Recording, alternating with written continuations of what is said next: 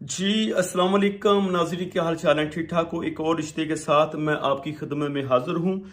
और सबसे पहले आपने हमारे यूट्यूब चैनल को सब्सक्राइब करना है, फेसबुक पेज को लाइक करना है। हर आने वाली वीडियो की अपडेट आपको मिलती रहेगी। ये रिश्ता है लड़की का। लड़की की जो उम्र है 28 साल है। तलीम इसकी 5 क्लास तक है। कुंवारी लड़की है। जट फैमिली से इसका तल्लक है।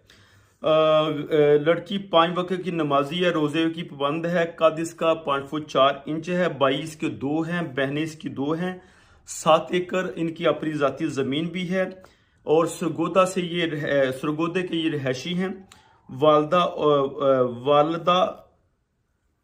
वालद वफात पा चुके हैं। और अगर किसी ने इनके रिश्ते के बारे में डिटेल लेनी है, AB75 इसका रिश्ते का कोड नंबर है। ये कोड नंबर आप हमें बताइए, इस रिश्ते की तफसील आपको मिल जाएगी। बाकी व्हाट्सएप पे हमारे साथ रब्ता कर लीजिएगा। बहुत शुक्रिया। अल्लाह हाफिज़।